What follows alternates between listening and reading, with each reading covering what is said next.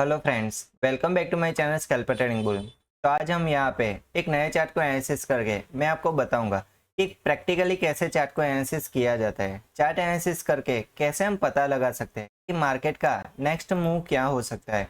तो उसके बारे में हम यहाँ पे एक रीज़न के साथ डिस्कशन करने वाले हैं। मतलब कि मैं यहाँ पे आपको बताऊँगा कि अगर मार्केट में ट्रेंड चेंज होता है तो वहाँ पे कौन से रीजंस हमें यहाँ पे दिखने चाहिए कि कंफर्मेशन क्या है कि यहाँ से ट्रेंड चेंज होने ही वाला है। क्लियर। तो इन सभी पॉइंट्स के बारे में हम यहाँ पे वन बाय वन डिटेल में डिस्कशन करने वाले हैं और यहाँ पे मैं प्राइस एक्शन पे ज़्यादा फोकस करूँगा क्योंकि यहाँ पे हम पहले प्राइस के एक्शन को समझेंगे। ओके। और उसका यहाँ पे सेकेंडरी कंफर्मेशन की तरह यहाँ पे हम एक इंडिकेटर का भी यूज़ करेंगे। तो इन दोनों पॉइंट्स को हम यहाँ पे पैरेलल लेके समझेंगे आज के चार्ट को। क्लियर। तो चलिए वीडियो स्टार्ट करते हैं। वीडियो स्टार्ट करने से पहले जो भी लोग इस चैनल पे नए आए हैं वो प्लीज़ इस चैनल को सब्सक्राइब कर दीजिए और साइड में दिए गए बेल आइकन को क्लिक कर दीजिए ताकि आपको ऐसे ही इंटरेस्टिंग और लर्निंगफुल वीडियोस जल्द से जल्द इसकी नोटिफिकेशन आपको मिल सके। ओके। और वीडियो अच्छा लगे तो इस वीडियो को लाइक एंड फ्रेंड सर्कल में शेयर करना मत भूलेगा। तो चलिए स्टार्ट करते हैं। तो फर्स्टली मैं यहाँ पे आपको ये बता देता हूँ कि आज हम यहाँ पे कौन सा चार्ट एनालिसिस करने वाले हैं। तो देखिए यहाँ पे जो चार्ट मैं एनालिसिस करने वाला हूँ वो है यहाँ पे क्रूड ऑयल मीडियम जून फ्यूचर का चार्ट। ओके। और ये डेट है 13 जून 2025 का। इस चार्ट को आज हम यहाँ पे एनालिसिस करेंगे। ओके। तो आगे मैं आपको बताऊंगा कि कैसे हमें रीजन के साथ एंट्री देन आफ्टर रिस्क को मैनेज किया जाता है और यहाँ पे अगर proper entry and stop loss हमारा लग चुका है तो फिर हमें कितने पेशेंस के साथ वेट करना चाहिए कि मुझे यहाँ पे मैक्सिमम प्रॉफिट गेन हो। ओके। तो वीडियो के लास्ट तक जरूर बने रहे ताकि आपको ये पूरी नॉलेज अच्छी तरीके से समझ आए। ओके। तो चलिए स्टार्ट करते हैं। तो फर्स्टली हम यहाँ पे 4 मिनट टाइम फ्रेम में कन्वर्ट हो जाते हैं और यहाँ पे वीडियो स्टार्ट करने से पहले मैं आपको कुछ बेसिक्स क्लियर करा देता हूँ ताकि आपको ये पूरा वीडियो जो है वो आपको अच्छी तरीके से समझ में आए। क्लियर। तो देखिए यहाँ पे जब भी हम चार्ट एनालिसिस करते हैं तो फर्स्टली हमें कुछ बातों का ध्यान रखना होता है। तो यहाँ पे मैं कुछ स्टेप्स क्लियर कर देता हूँ। उन्हीं स्टेप्स को जब भी आप चार्ट को रीड करो तब आपको सिंपल उन्हीं स्टेप्स को फॉलो करना है ताकि आप अच्छी तरीके से समझ पाओ कि चार्ट कहाँ पे जा रहा है, आगे क्या कर सकता है चार्ट। क्लियर। तो देखिए जब भी कोई भी चार्ट हो, यहाँ पे मैं क्रूड ऑयल का यहाँ पे एग्जांपल ले रहा हूँ, लेकिन कोई भी चार्ट हो, चाहे वो क्रिप्टो का हो, चाहे वो स्टॉक का हो, चाहे वो इंडेक्स का हो, कोई भी चार्ट हो, प्रोसेस सेम होती है। सभी जगह प्रोसेस सेम होती है। सिंपल आपको समझने में अंडरस्टैंडिंग चाहिए कि कोई भी चार्ट मुझे दे दे लेकिन मुझे मेरे स्टेप्स को फॉलो करके ही मुझे यहाँ पे समझना है कि मार्केट का बिहेवियर क्या है, उसका डायरेक्शन क्या है। क्लियर। तो देखिए यहाँ पे फर्स्ट जो स्टेप है वो है कि मार्केट किस तरीके से ओपन होता है। ये मेजर इंपॉर्टेंट है। तो देखिए यहाँ पे इसको समझना पहले तो जरूरी है। तो यहाँ पे फर्स्ट स्टेप कौन सा होना चाहिए तो कि मार्केट किस तरीके से ओपन होता है। किस तरीके से ओपन होता है तो देखिए यहाँ पे 3 टाइप से मार्केट ओपन होता है। फर्स्ट होता है गैप अप ओपनिंग। क्लियर। तो एक गैप बना के मार्केट ओपन होता है। क्लियर। इसके बाद जो सेकंड तरीके से ओपन होता है वो है gap down opening. Then after third जो होता है वो है फ्लैट या तो फिर नॉर्मल ओपनिंग, मतलब कि प्रीवियस जहाँ पे मार्केट क्लोज हुआ था उसके नियर बाई मार्केट ओपन होता है, कोई मेजर गैप नहीं होता है। क्लियर। ये है फर्स्ट स्टेप। सेकंड स्टेप क्या होना चाहिए कि मेरा डायरेक्शन कौन सा है। मतलब कि अगर मार्केट ओपन हो रहा है तो फिर हमें वेट करना है कि मार्केट कौन सा डायरेक्शन पकड़ रहा है, क्योंकि हम डायरेक्शन को आइडेंटिफाई करेंगे तो ही हम ट्रेंड को समझ सकेंगे। क्लियर। तो सेकंड स्टेप होता है कि डायरेक्शन समझना। तो डायरेक्शन कितने टाइप्स के होते हैं, ट्रेंड कितने टाइप्स के होते हैं। तो देखिए जनरली मार्केट में 3 ही टाइप के ट्रेंड होते हैं, उससे ज़्यादा कुछ होता नहीं है। क्लियर। फर्स्ट होता है अप ट्रेंड, सेकंड होता है डाउन ट्रेंड एंड थर्ड होता है साइडवेज ट्रेंड। यही 3 ट्रेंड होते हैं जिसको हमें समझ के ट्रेड करना होता है। ओके। लेकिन इंपॉर्टेंट क्या होता है, देखिए जब भी हम ट्रेंड को समझते हैं तो वहां पे हमें एक रीजन चाहिए कि एक अप ट्रेंड है, उसका क्या प्रूफ है। तो यहाँ पे प्रूफ के लिए हमें इसको क्रॉस चेक करना होगा कि यहाँ पे अप ट्रेंड तो है ही, चलिए कि 5 की चीज 10 तक पहुंच गई, मतलब कि प्राइस अप जा रही है, इसका मतलब कि अप ट्रेंड है। लेकिन एक किस एंगल पे सपोर्ट ले रहा है मार्केट, ऐसा तो नहीं होता कि सिंपल वो 5 से लेके 10 तक पहुंच जाएगी, ऐसा वर्टिकल तो मार्केट नहीं चलेगा ना। मार्केट किस तरीके से चलता है, देखिए थोड़ा ऊपर जाएगा फिर गिरेगा, फिर थोड़ा ऊपर जाएगा फिर गिरेगा। मार्केट इस तरीके से काम करता है, क्लियर।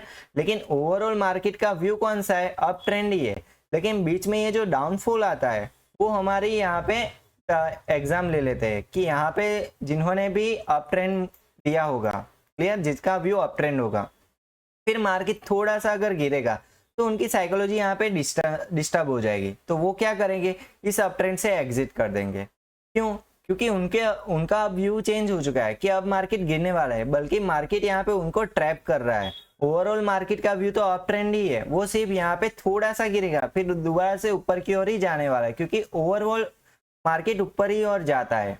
इसीलिए क्योंकि हमें यहाँ पे ट्रेंड को पहले आइडेंटिफाई करना होगा। तो ट्रेंड को कैसे आइडेंटिफाई कर सकते हैं वो मैं यहाँ पे आपको बताता हूँ। देखिए सपोज कि यहाँ पे कोई भी ट्रेंड स्टार्ट होने वाला था, तो मैं यहाँ पे एक एग्जांपल लेता हूँ अप ट्रेंड का। तो यहाँ पे देखिए मार्केट यहाँ से अप ट्रेंड के लिए कंटिन्यू हो रहा था, तो फिर यहाँ पे वो हाई लगाएगा, ठीक है। कहाँ पे हाई लगाएगा, किसी एक पॉइंट पे वो हाई लगाता है। फिर मार्केट समझिए ये जो हायर पॉइंट है, ये जो हायर पॉइंट है और ये जो स्टार्टिंग पॉइंट है, इसके बीच में मार्केट किसी भी लेवल पे सपोर्ट बनाएगा, क्लियर। तो देखिए मार्केट ने यहाँ पे एक अप ट्रेंड बताया, फिर थोड़ा सा मार्केट गिरेगा, किसके बीच में रुकेगा, ये तो हायर पॉइंट के बीच में या तो फिर स्टार्टिंग पॉइंट के बीच में, क्लियर। इन दोनों किसी एक पॉइंट पे मार्केट रिट्रेसमेंट लेगा। रिट्रेसमेंट का मतलब क्या है कि थोड़ा सा मार्केट गिरता है, और इसको क्या कहते हैं, लो कहते हैं। समझिए ये इसका स्टार्टिंग पॉइंट है, ये इसका हायर पॉइंट है, और फिर ये इसका लो है, क्लियर। अब बात आती है कंफर्मेशन की। तो कंफर्मेशन किस तरीके से करते हैं, देखिए इसके बाद कंफर्मेशन की शुरुआत होती है। जब भी लो पॉइंट होता है उसके बाद हमें कंफर्मेशन की शुरुआत होती है। देखिए अगर मार्केट प्रीवियस हाई के ऊपर निकल जाता है तो वो क्या हो जाएगा, एक अप ट्रेंड हो जाएगा। बल्कि एक हाई के ऊपर अगर एक नया हाई बनाता है तो वो क्या बन जाएगा, एक हायर हाई बन जाएगा। तो यहाँ से हमें अप ट्रेंड का कंफर्मेशन मिल गया है। कैसे, तो देखिए ये इसका जो स्टार्टिंग पॉइंट था और इसका जो ये लो पॉइंट था, सिंपल हमें इन्हीं दोनों पॉइंट्स को क्या कर देना है, कनेक्ट कर देना है। तो अब यहाँ पे हमें एक ट्रेंड लाइन मिल गई। Trend line most of the case क्यों यूज होती है, क्योंकि वहां पे मार्केट मैक्सिमम टाइम सपोर्ट लेता है और अप ट्रेंड कंटिन्यू करता है, क्योंकि यहाँ पे अप ट्रेंड में ट्रेंड लाइन में ही बाइंग आती है, क्लियर। देखिए यहाँ पे मार्केट ने हाई लगाया, फिर मार्केट दोबारा से गिरेगा। सपोज कि यहाँ पे गिरा, चलिए, तो फिर यहाँ पे ट्रेंड लाइन को जैसे ही टच करता है या तो फिर ट्रेंड लाइन के नियर बाय जैसे ही मार्केट आता है, तो फिर वो क्या करेगा, यहाँ से बायर्स एक्टिव हो जाएगा और फिर मार्केट को दोबारा से ऊपर की ओर मूव करेंगे। मतलब कि जब जब प्राइस ट्रेंड लाइन को टच करेगा तो मार्केट ऊपर की ओर जाएगा, ठीक है। ये है अप ट्रेंड का साइन।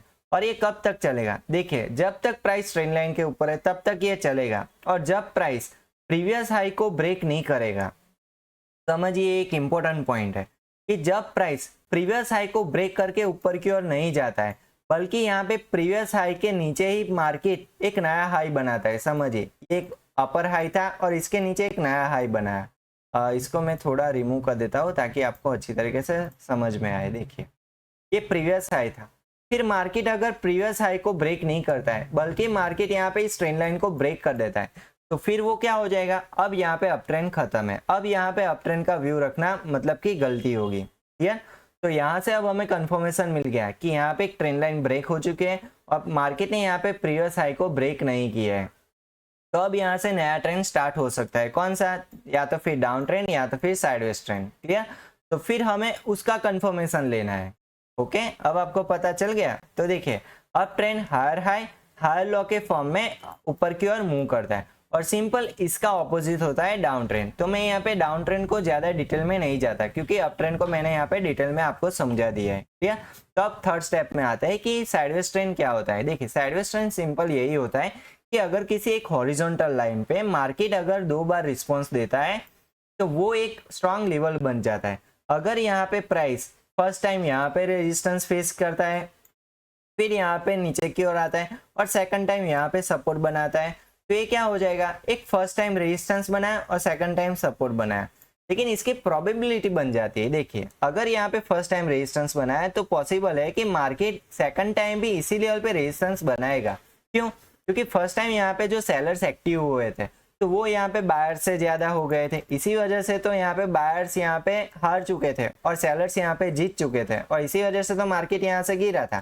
फिर दोबारा से यहाँ पे बायर्स जीत गए और यहाँ पे सेलर्स हार गए, इसी वजह से मार्केट यहाँ पे अपसाइड मूव करता है। और फिर अगेन यहाँ पे अगर सेलर्स दोबारा से जीत जाते हैं, क्लियर, तो फिर वो क्या बन जाएगा, एक स्ट्रॉन्ग रेजिस्टेंस बन जाएगा, मतलब कि यहाँ पे सेलर्स हैवीली एक्टिव है, क्लियर। और उसी तरीके से अगर बॉटम साइड भी मार्केट सेकंड टाइम सपोर्ट लेता है तो फिर वो क्या बन जाएगा, एक स्ट्रॉन्ग सपोर्ट लेवल बन जाएगा, मतलब कि यहाँ पे एक हायर बायर्स यहाँ पर भी एक्टिव है। और मार्केट जब तक इन रेजिस्टेंस और सपोर्ट को ब्रेक नहीं करेगा तब तक मार्केट क्या करेगा, इन दोनों के बीच में घूमता रहेगा। अंडरस्टैंड, ये है सिंपल साइडवेज मार्केट का आइडेंटिफिकेशन, मतलब कि साइडवेज मार्केट यही होता है, इससे ज्यादा कुछ होता नहीं है। क्लियर, चलिए नेक्स्ट है।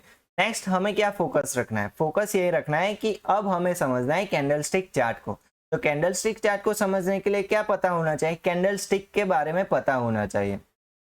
तो यहाँ पर मैं ये मान के चल रहा हूँ कि आपको कैंडलस्टिक के बॉडी पार्ट्स का मतलब पता होगा कि कैंडलस्टिक में ओपन, क्लोज, बॉडी, स्विंग, अपर शैडो क्या होता है, लोअर शैडो क्या होता है, क्लियर, कैंडल्स की हाई क्या होती है, लो क्या होते हैं, ये आपको पता होगा। मैं यहाँ पे मान के ये चल रहा हूँ। ओके, तो देखिए यहाँ पे मैं सिंपल टू द पॉइंट आता हूँ कि यहाँ पे कौन से कैंडलस्टिक पैटर्न पे हमें फोकस रखना है। तो देखिए यहाँ पे up trend and down trend के लिए, अप ट्रेंड में हमें hammer candlestick pattern and dragon fly doji, और डाउन ट्रेंड के लिए shooting star and gravestone doji, इन्हीं चारों कैंडल्स पे हमें फोकस रखना है।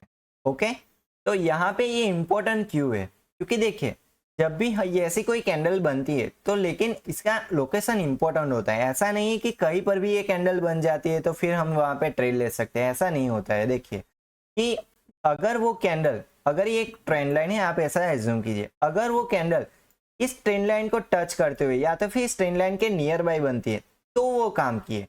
अगर वो कैंडल यहाँ पे बनती है तो वो मेरे किसी काम की नहीं है, क्योंकि यहाँ से मुझे कोई कंफर्मेशन नहीं मिलेगा, क्योंकि यहाँ से कौन सा बायर एक्टिव हो जाएगा बीच रास्ते से। क्लियर, मेन रास्ता क्या है अब ट्रेंड का, ये ट्रेंड लाइन है। जब प्राइस इस ट्रेंड लाइन के ऊपर कोई कैंडल कंफर्मेशन देती है तो मैं यहाँ पे यकीन करूंगा कि यहाँ पे बायर्स एक्टिव हो रहे हैं, इसी वजह से यहाँ पे ये कैंडल फॉर्म हो रही है, तो फिर मैं यहाँ पे अप साइड का व्यू लेके ट्रेड कर सकता हूँ। क्लियर, तो ये एक इंपॉर्टेंट पॉइंट है लोकेशन कैंडलस्टिक पैटर्न का। और एक नेक्स्ट पॉइंट है कि पीपीएफ मॉडल। देखिए यहाँ पे पीपीएफ मॉडल क्या होता है वो मैं यहाँ पे सिंपल तरीके से आपको बताता हूँ, लेकिन डिटेल में नहीं जा रहा क्योंकि प्रीवियस काफी वीडियोस में और एपिसोड्स में मैंने इसको बताया है, इसी वजह से। ओके, देखिए पीपीएफ मॉडल क्या होता है, सिंपल तीनों कैंडल्स का एक ग्रुप होता है, जिसमें से जो थर्ड कैंडल होती है वो अभी लाइव कैंडल होती है, और जिसमें से थर्ड कैंडल अभी क्लोजिंग नहीं किया है, वो अभी प्रोसेस में है। ओके, तो देखिए यहाँ पे सपोज कि first, second and third candle है, थर्ड कैंडल यहाँ पे अभी क्लोज नहीं हुई है, लेकिन फर्स्ट एंड सेकंड कैंडल तो क्लोज हो चुके हैं। तो यहाँ पे जो फर्स्ट कैंडल का हाई है हमें उसको मार्क करना है। जब इसके हाई के ऊपर ये थर्ड कैंडल अगर क्लोज हो जाती है तो वो क्या बन जाएगा, एक अप ट्रेंड बन जाएगा। ओके, ये है बुलिश पीपीएफ मॉडल। क्लियर, उसी तरीके से आता है एक बियरिश पीपीएफ मॉडल, समझिए ये भी उसी तरीके से है, लेकिन ये एक ऑपोजिट है। First, second and third candle का एक ग्रुप है। तो यहाँ पे जो फर्स्ट कैंडल है उसका लो को हमें यहाँ पे मार्क कर देना है, और अगर इसके लो के नीचे ये थर्ड कैंडल क्लोज हो जाती है तो फिर वो क्या बन जाएगा, एक बियरिश पीपीएफ मॉडल।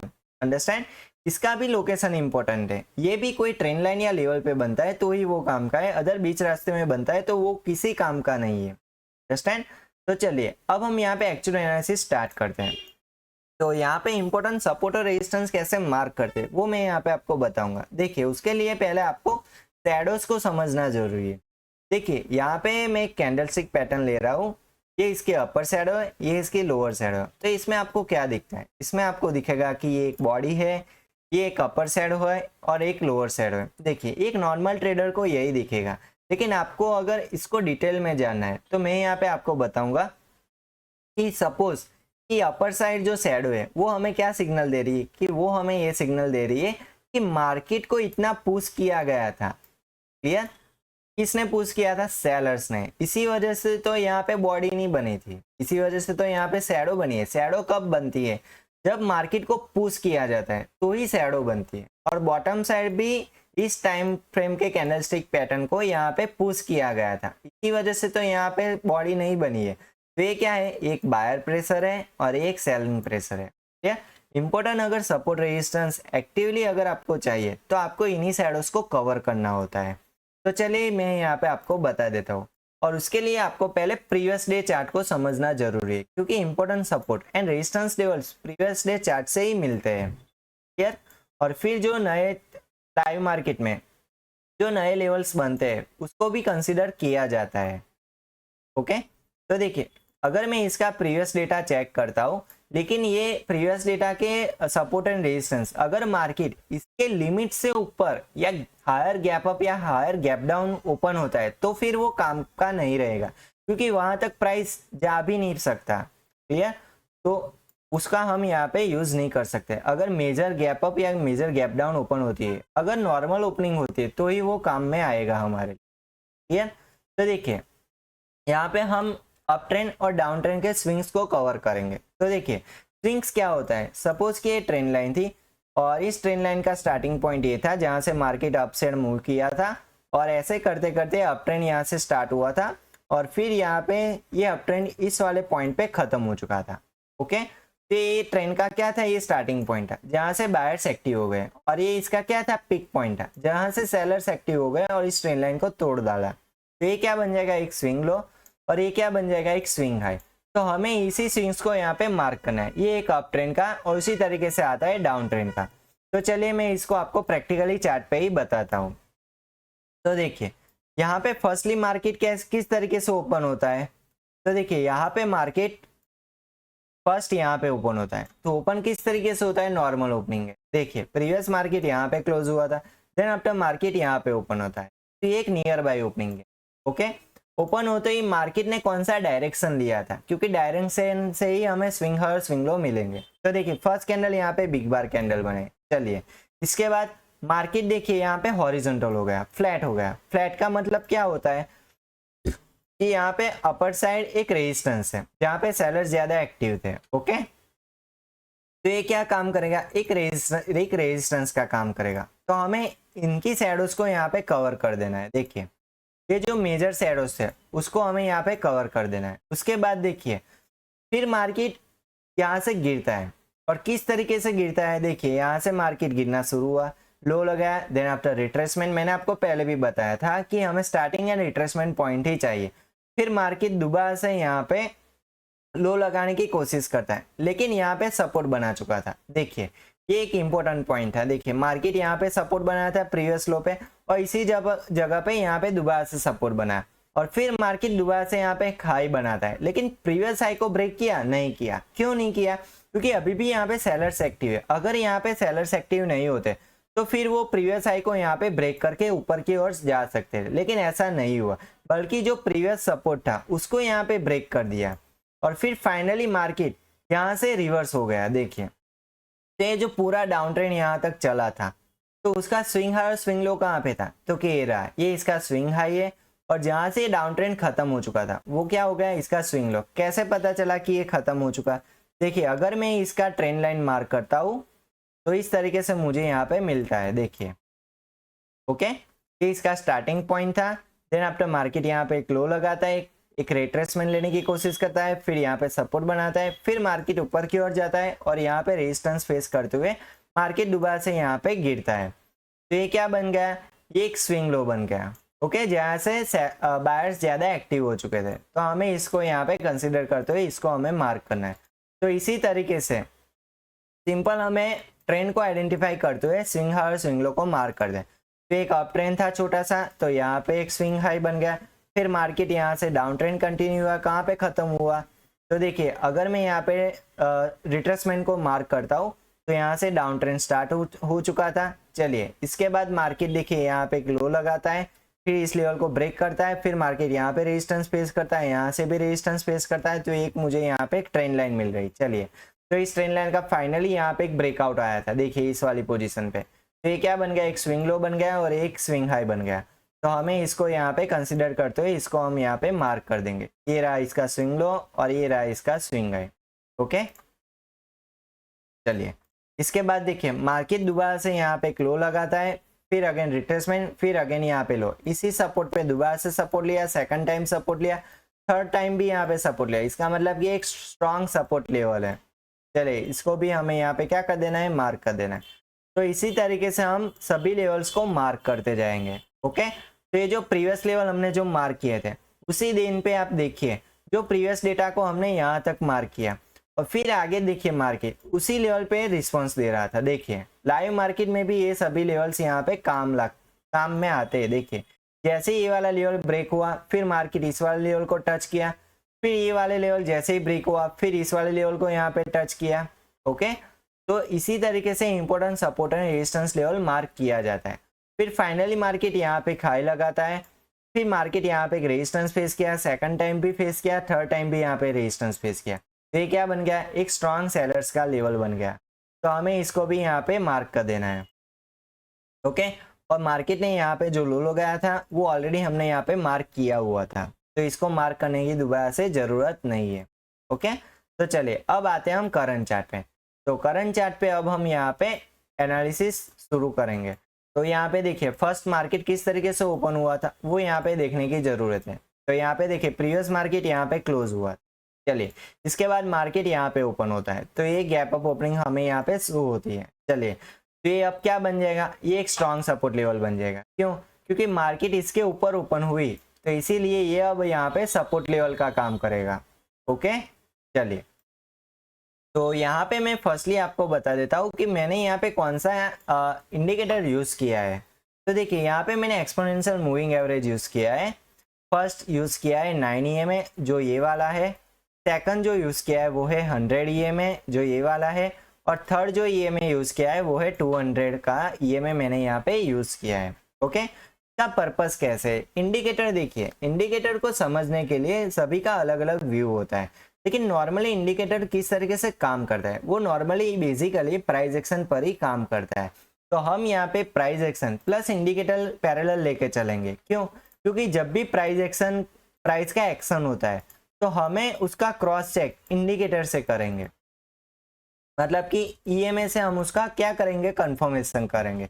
तो इसका मतलब क्या हो जाएगा, हम प्राइस एक्शन का भी कंफर्मेशन लेंगे, EMA का भी कंफर्मेशन लेंगे, तो इससे हमारा डबल एक्यूरेसी हो जाएगा, मतलब कि डबल कंफर्मेशन हो जाएगा और वहां पे हम कॉन्फिडेंस के साथ ट्रेड कर सके इसीलिए। ओके, तो यहाँ पे मैं नॉर्मली आपको इंडिकेटर को कैसे रीड करते हैं वो मैं यहाँ पे बेसिकली आपको बता देता हूँ। देखिए ये जो ब्लू लाइन है और ये जो रेड लाइन है वो हमें क्या शो करती है, ये हमें अप ट्रेंड शो करती है। देखिए ये जो ब्लू लाइन है वो हमें यहाँ पे अप ट्रेंड शो करेगी और ये जो रेड लाइन है वो हमें यहाँ पे डाउन ट्रेंड शो करेगी। ओके, जब ये ब्लू लाइन रेड लाइन को कट करते हुए अपर साइड मूव करेगी तो समझना है कि यहाँ पे अप ट्रेंड शुरू हुए।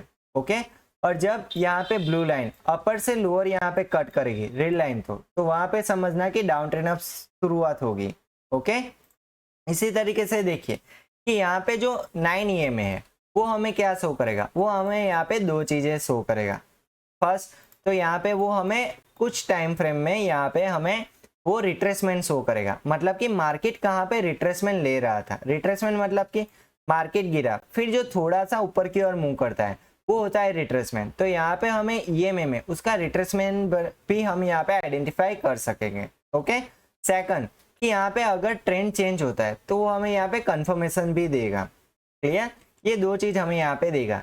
जब EMA लाइन कट होता है, कोई कैंडल अगर EMA लाइन को नीचे से ऊपर कट करती है तो अप ट्रेंड शुरुआत होती है, और जब कोई कैंडल EMA लाइन को अपर से लोअर कट करती है तो डाउन ट्रेंड स्टार्ट होता है। अंडरस्टैंड, लेकिन देखिए यहाँ पे इंपॉर्टेंट ये है कि EMA एक एंगल पे होना चाहिए, वो कोई भी फ्लैट नहीं होना चाहिए। अभी हम यहाँ पे जो 100 और 200 EMA यूज कर रहे हैं उसकी बात अलग है, क्योंकि वो यहाँ पे 100 कैंडल्स की एवरेज ले रहा है और वो यहाँ पे 200 कैंडल्स की एवरेज ले रहा है, क्योंकि ये एक मेजर कैंडल का यहाँ पे हमें एवरेज देता है, लेकिन ये एक 9 कैंडल्स का ही हमें एवरेज देता है। इसीलिए इंपॉर्टेंट है, अगर 9 EMA का एंगल नहीं है तो वहां पे मोमेंटम नहीं होगा, और मोमेंटम नहीं होगा तो वहां पे ट्रेड लेने की कोई जरूरत ही नहीं है। क्लियर, तो चलिए यहाँ पे हम स्टार्ट करते हैं।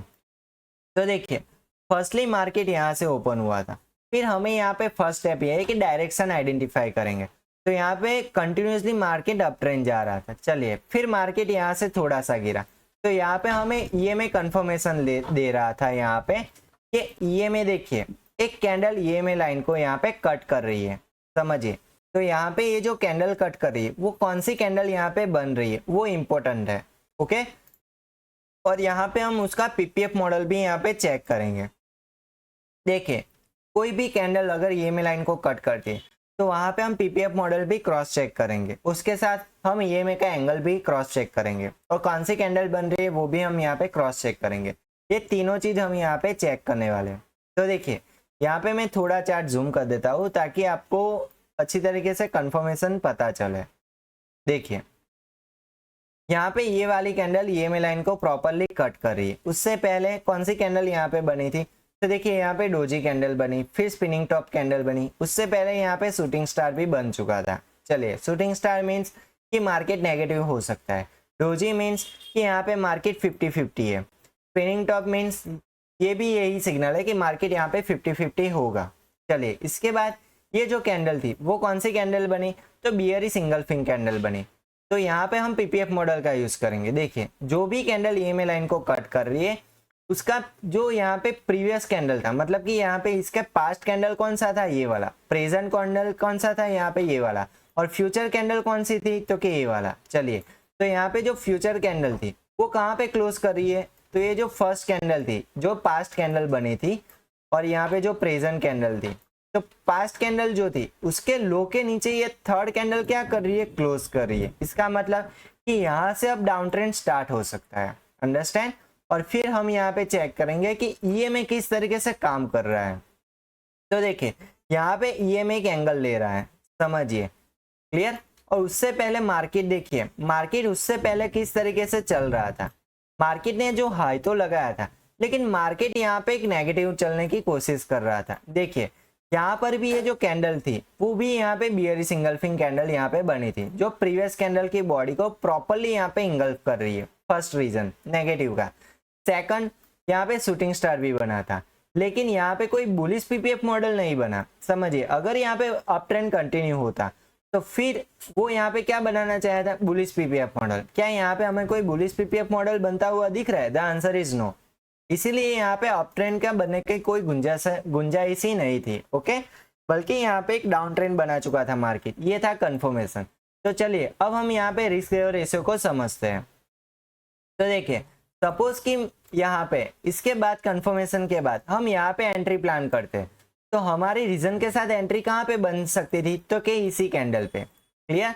तो हम यहाँ पे अगर एंट्री प्लान करते तो हमारा स्टॉप लॉस कहाँ पे बन सकता था। सपोज कि मैं यहाँ पे एंट्री प्लान करता तो मेरा स्टॉप लॉस यहाँ पे बनता कंफर्मेशन कैंडल पे। कौन सा कंफर्मेशन कैंडल था, तो हमने यहाँ पे बियरिश पीपीएफ मॉडल का यूज किया था, अंडरस्टैंड।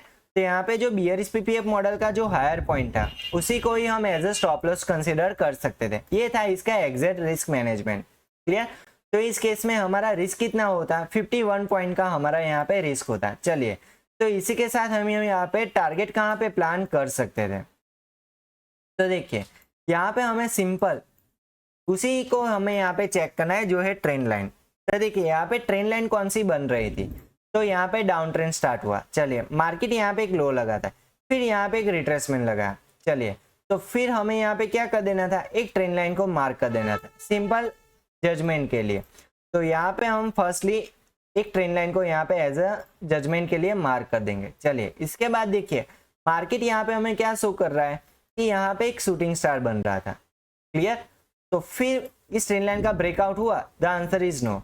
इस वाले केस में शूटिंग इस ट्रेंड लाइन का ब्रेकआउट नहीं हुआ बल्कि ईएमए लाइन के नीचे ही सभी कैंडल्स क्लोज हो रही थी। इसका मतलब क्या है कि एक ट्रेंड लाइन का हमें एडजस्टमेंट करना जरूरी है क्योंकि ये ट्रेंड लाइन कोई प्रॉपर ट्रेंड लाइन नहीं बनी थी। क्यों, क्योंकि मार्केट यहाँ पे जिस तरीके से स्पाइक दिखाया था तो यहाँ पे समझना है कि ये इसका स्टार्टिंग पॉइंट नहीं था। तो प्रॉपर तरीके से अगर हम starting point and retracement point को नहीं आइडेंटिफाई करेंगे तो हमें प्रॉपर तरीके से ट्रेंड लाइन भी नहीं मिल सकती, क्लियर। तो इस केस में हमें इसको दोबारा से करेक्ट करके मार्क करना होगा। तो हमारा फर्स्ट पॉइंट अब क्या बनेगा, ये वाला पॉइंट, क्लियर। तो एक इंपॉर्टेंट पॉइंट है तो हमें इसको मार्क कर देना है। इसके बाद जो नेक्स्ट रिट्रेसमेंट मिलेगा उसी को ही हम यहाँ पे as a trend line consider कर सकते हैं। चलिए जब तक कोई ईएमए लाइन के ऊपर कोई कैंडल क्लोज नहीं होती तब तक हमें यहाँ पे इस ट्रेंड को कंटिन्यू करते रहना है, क्लियर। क्योंकि बॉटम साइड देखिए यहाँ पे ये जो EMA लाइन है वो ज़्यादातर डिस्टेंस में है, तो इसका चांसेस ये है कि मार्केट इतना गैप यहाँ पे फिल कर सकता था। क्लियर, और वो उसने किया भी। क्लियर, चलिए इसके बाद मार्केट देखिए यहाँ पे गिर रहा था, गिरते हुए यहाँ पे कौन सी कैंडल EMA लाइन के ऊपर क्लोज हो गई। तो देखिए यहाँ पे हमें सिंपली दिख रहा है कि शूटिंग स्टार सॉरी यहाँ पे एक स्पिनिंग टॉप कैंडल यहाँ पे क्लोज हो गई। उसके बाद यहाँ पे एक हैमर कैंडल स्टिक पैटर्न बनी। चलिए तो यहाँ पे क्या बुलिश PPF मॉडल यहाँ पे क्रिएट हुआ था EMA लाइन को कट करते हुए।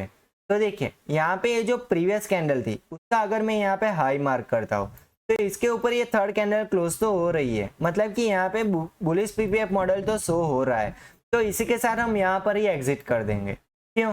क्योंकि एज पर हमारे रूल्स के हिसाब से यहाँ पे बुलिश PPF मॉडल बन रहा है, इसी वजह से हमें यहाँ पे एग्जिट करना बनता है।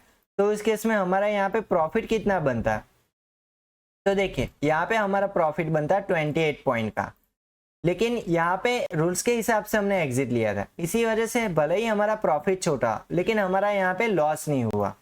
ओके, इसी तरीके से चार्ट को हमें रीड करना है। फिर देखिए दोबारा से मार्केट उसी डायरेक्शन में जा रहा था, हमने सोचा कि यहाँ से मार्केट अप साइड मूव करेगा, लेकिन दोबारा से मार्केट इस EMA लाइन को कट करते हुए यहाँ पे दोबारा से बियरिश PPF मॉडल बना रहा है। इसका मतलब ये एक प्रॉपर रिट्रेसमेंट पॉइंट था जो हमने यहाँ पे इस वाले पॉइंट पे आइडेंटिफाई करने में मिस कर दिया था। ओके, ऐसी गलतियां होती है जब भी लाइव मार्केट में होते, तब थोड़ा यहाँ पे हमें एज पर प्राइस एक्शन अगर हम काम करते हैं तो वहां पे हमें ऐसी गलतियां मिलेगी, उसी गलती को हमें यहाँ पे रिपीट नहीं करना है। क्यों? क्योंकि देखिए जब चार्ट बोले कि यहाँ पे ट्रेंड चेंज है तो वहां पे ऑटोमेटिकली हमें एग्जिट कर देना है, भले ही वहां पे हमारा लॉस ही क्यों ना चल रहा हो। ओके, तो देखिए अब हम यहाँ पे दोबारा से रिट्रेसमेंट पॉइंट मार्क करेंगे। क्यों? क्योंकि यहाँ पे बियरिश PPF मॉडल एक्टिवेट हो चुका था और EMA लाइन भी यहाँ पे कट करके एक अच्छी सी कैंडल यहाँ पे फॉर्म हो रही थी, इसी वजह से। ओके, तो हम यहाँ पे इसको मार्क करेंगे और अब हम यहाँ पे दोबारा से ट्रेंड लाइन को मार्क करेंगे। चलिए ये था इसका स्टार्टिंग पॉइंट और फिर ये था इसका रिट्रेसमेंट पॉइंट। अब दोबारा से हम यहाँ पे एंट्री लेंगे इस वाले कैंडल पे। ओके, इसके नेक्स्ट कैंडल पे। तो चलिए अब हम यहाँ पे दोबारा से रिस्क और रेशियो को समझते हैं। तो अगर मैं यहाँ पे एंट्री प्लान करता तो मेरा रिस्क कहाँ पे होता, जो पास्ट कैंडल थी उसी के हाई का मैं यहाँ पे एक रिस्क प्लान करता। तो इस केस में मेरा रिस्क कितना होता है 66 पॉइंट का। और अब मेरा यहाँ पे टारगेट कहाँ पे हो सकता था, तो देखिए दोबारा से जब कैंडल बुलिश PPF मॉडल बना के EMA लाइन को कट कर दे तो एट अ टाइम मैं वहाँ पे एग्जिट प्लान कर दूंगा। अदरवाइज अगर मार्केट में मुझे यहाँ पे कोई ट्रेंड लाइन ब्रेकआउट दिखेगा तो भी मैं यहाँ पे एग्जिट कर सकता हूँ। लेकिन यहाँ पे देखिए मार्केट ने थोड़ा सा यहाँ पे गिरा और फिर मार्केट यहाँ पे सपोर्ट बनाया था और इस सपोर्ट के पास यहाँ पे देखिए बुलिश PPF मॉडल बनता हुआ मुझे दिख रहा था। ताकि देखिए यहाँ पे जो प्रीवियस कैंडल थी उसके ऊपर ये कैंडल यहाँ पे क्लोज हो रही है और फिर यहाँ पे दोबारा से एक बुलिश PPF मॉडल बना। देखिए प्रीवियस जो इसका हाई था उसके ऊपर ये कैंडल क्लोज हो रही है, तो ये यहाँ पे मुझे दिख रहा है कि अब मार्केट यहाँ से अप ट्रेंड कंटिन्यू कर सकता है। तो मैं सिंपल यहाँ पर ही एग्जिट कर देगा। क्यों? क्योंकि यहाँ पे मुझे चार्ट बोल रहा है कि अब यहाँ से निकल जाओ, अब यहाँ पे डाउन ट्रेंड खत्म हो चुका है। तो इस केस में मुझे कितने पॉइंट्स मिल सकते थे, मुझे यहाँ पे 100 पॉइंट्स मिल सकते थे। कितने रिस्क पे? 66 पॉइंट के रिस्क पे। तो यहाँ पे मैं इजिली 1 का टारगेट लेके चल सकता था। ओके, अगर यहाँ पे मार्केट में मूवमेंट ज्यादा होता तो मुझे यहाँ पे 1 2 3 का भी टारगेट मिल सकता था। अगर ये निफ्टी 50 में होता, अगर ये निफ्टी या बैंक निफ्टी या सेंसेक्स में होता तो हमें यहाँ पे एक मेजर टारगेट मिल सकता था, क्योंकि वहां पे मोमेंटम ज्यादा होता है, वॉलेटिलिटी वहां पे ज्यादा होती है, इसी वजह से। क्लियर? चलिए इसके बाद मार्केट देखिए यहाँ पे एक अप ट्रेंड कंटिन्यू किया और फाइनली इस ट्रेंड लाइन का यहाँ पे ब्रेकआउट कर दिया। ब्रेकआउट करने के बाद मार्केट देखिए यहाँ पे किस तरीके से काम कर रहा था। यहाँ पे देखिए मार्केट यहाँ पे जब ब्रेकआउट किया तो ब्रेकआउट के बाद क्या आता है, एक रिट्रेसमेंट आता है। देखिए जब भी मार्केट ब्रेकआउट करेगा उसके बाद रिट्रेसमेंट लेगा। क्यों? क्योंकि मार्केट यहाँ पे जो यहाँ पे निकला है फट के, यहाँ पे जो ये ट्रेंड लाइन यहाँ पे टूटी है तो यहाँ से मार्केट फटा ऊपर की साइड। क्लियर? और फिर मार्केट किसी एक लेवल पे सपोर्ट तो बनाएगा, क्योंकि सपोर्ट बनाने के बाद नए बायर्स यहाँ पे कंट्रीब्यूट हो गए और वहीं से नया ट्रेंड स्टार्ट होने वाला था। क्लियर? तो यहाँ पे देखिए ब्रेकआउट, देन आफ्टर यहाँ पे रिट्रेसमेंट लिया और फिर मार्केट दोबारा से इसी लेवल पे यहाँ पर भी रिट्रेसमेंट लिया। तो यहाँ से मार्केट थोड़ा नेगेटिव चल रहा था, समझिए। और फिर फाइनली यहाँ पे मार्केट देखिए अप ट्रेंड कंटिन्यू किया। कहाँ पे? तो देखिए यहाँ पे बुलिश पीपीएफ मॉडल एक्टिवेट हो चुका था। कहाँ पे बना? तो कि इस ट्रेंड लाइन पे बना। और सेकंड कि यहाँ पे हमें ईएमए लाइन भी कंफर्मेशन दे रहा था कि यहाँ से मार्केट अप ट्रेंड के लिए जा सकता था। तो छोटा सा यहाँ पर भी हम स्कैल्पिंग कर सकते हैं। इसके नेक्स्ट कैंडल पे एंट्री, देन आफ्टर इसका जो पास कैंडल था उसका स्टॉप लॉस, और जब यहाँ पे बियरिश पीपीएफ मॉडल बने तो उसका हम टारगेट कंसीडर कर सकते थे। चलिए इसके बाद देखिए यहाँ पे अगेन एक बियरिश पीपीएफ मॉडल बना जो 9 EMA को कट कर रहा था। तो यहाँ पर भी एक स्कैल्पिंग बन सकता है। यहाँ पर भी एंट्री और इसके पास कैंडल पे stop loss, then after again जहाँ पे बुलिश पीपीएफ मॉडल बने तो वहां पर हमें एग्जिट बनानी थी। तो देखिए यहाँ पे एक बुलिश पीपीएफ मॉडल बन रहा था। तो उसी प्रोसेस को दोबारा से हमें फॉलो करना है। सिंपल कुछ नहीं करना है, अगेन और अगेन हमें उसी प्रोसेस को दोबारा से फॉलो करते हुए अच्छे से जो रीजन के साथ एंट्री मिल रही है उसी को हमें यहाँ पे कंटिन्यू करना है। ओके, तो देखिए मार्केट दोबारा से यहाँ पे बुलिश पीपीएफ मॉडल बना रहा है। अगेन यहाँ पे एक छोटा सा स्कैल्पिंग, फिर देखिए मार्केट यहाँ पे अगेन एक बियरिश पीपीएफ मॉडल बना रहा है, फिर अगेन यहाँ पे एक छोटा सा स्कैल्पिंग। ओके, फिर यहाँ पे देखिए मार्केट ने एक रिट्रेसमेंट लिया। रिट्रेसमेंट लेने के बाद दोबारा से यहाँ पे एक बियरिश पीपीएफ मॉडल, और फिर अगेन मार्केट यहाँ से गिरा और मल्टीपल टाइम यहाँ पे हमें स्कैल्पिंग दिख रही थी। जो मार्केट यहाँ पे नेगेटिव चल रहा था, देखिए यहाँ पे लो लगाया, फिर एक लोअर हाई, अगेन यहाँ पे एक लोअर लो, लोअर हाई, फिर मार्केट देखिए इसके लो के नीचे ब्रेक नहीं हुआ। मतलब कि अब मार्केट अप ट्रेंड कंटिन्यू कर सकता है। क्यों? क्योंकि यहाँ पे इस मार्केट ने इसके लो को अगर ब्रेक किया होता तो फिर अगेन यहाँ पे एक डाउन ट्रेंड कंटिन्यू हो सकता है, लेकिन ऐसा यहाँ पे हुआ नहीं, बल्कि मार्केट यहाँ पे सपोर्ट बनाता है, फिर मार्केट यहाँ से नेगेटिव होता है और प्रीवियस जो सपोर्ट था उसी लेवल पे दोबारा से सपोर्ट बनाता है, और अगेन यहाँ पे देखिए ईएमए लाइन को कट करते हुए यहाँ पे बुलिश पीपीएफ मॉडल बनाता है, और फिर यहाँ पे एक अप ट्रेंड कंटिन्यू हो सकता था, और यहाँ पर हुआ भी। यहाँ पे एक अप ट्रेंड कंटिन्यू हो गया। ओके, और फाइनली मार्केट यहाँ पे क्लोज हो गया। तो आज के इस वीडियो में हमने डिस्कशन किया कि मार्केट किस तरीके से ओपन होता है, मार्केट अगर डायरेक्शन लेता है उसके बाद हमें क्या करना चाहिए, इंडिकेटर का कैसे हमें क्रॉस चेक करना चाहिए, प्राइस एक्शन को कैसे हमें समझना चाहिए, कौन से कैंडलस्टिक पैटर्न पे हमें फोकस करना चाहिए, कैसे रीजन के साथ एंट्री, स्टॉप लॉस और टारगेट डिसाइड किया जाता है, और कैसे important support and resistance level mark किया जाता है। उन सभी पॉइंट्स के बारे में हमने यहाँ पे 1 बाय 1 डिस्कशन किया। तो चलिए इसके साथ आज के इस एपिसोड को यहाँ पे एंड करते हैं और मिलते हैं अगले नए एपिसोड में। तब तक के लिए गुड बाय। जाने से पहले जो भी लोग इस चैनल पे नए आए हैं वो प्लीज इस चैनल को सब्सक्राइब कर दीजिए, साइड में दिए गए बेल आइकन को क्लिक कर दीजिए ताकि आपको नई नोटिफिकेशन मिल सके, और वीडियो को लाइक एंड फ्रेंड्स सर्कल में शेयर करना मत भूलिएगा।